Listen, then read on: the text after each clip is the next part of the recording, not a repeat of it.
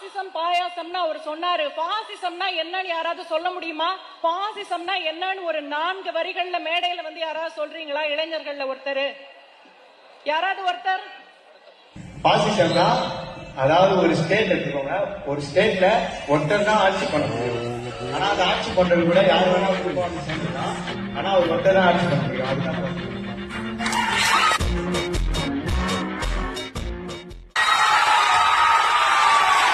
Ma'am இன்னொரு question கேட்டாங்க. Indian அரசியல் பத்தி சார் பேசினாங்க. சார் பேசினதுக்கு அப்புறம் மேம் கேட்டாங்க, திடீர்னு வரவங்களை பத்தி கொஞ்சம் இதுவா பேசினாங்க. அதுக்கு ஒரு எக்ஸாம்பிள் சொன்னாங்க மேம். திடீர் அரசியல் பற்றி அவர் பேசினாரு. நீங்க என்ன புரிஞ்சுக்கிட்டீங்க? ஒரு கேள்வி கேட்கிறேன். இப்ப நீங்க ஒரு விமானத்துல போறீங்க. கிட்டத்தட்ட 50 வருடம் அனுபவம் இருக்கிற ஒரு பைலட் இருக்காரு. நேத்து தான் கத்துட்டு வந்த ஒருத்தர் இருக்காரு. யார் ஓட்டுனா நீங்க போவீங்க? புதுசா இன்னைக்குதான் கத்துட்டு உங்களை பிளைட்ல கூட்டிட்டு போனா போவீங்களா?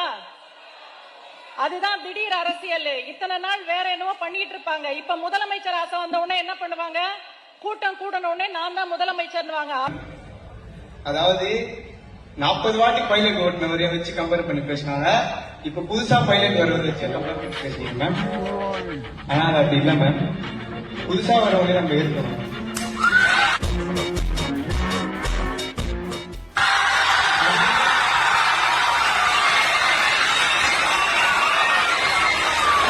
பரிசா உணவை மட்டும் தான் ஓடணும்னா அது அப்ப அவங்களுக்கு மரியாதை இல்லை. அதுதான்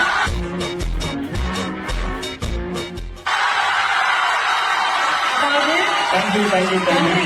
களத்துல யார் வேண்டும்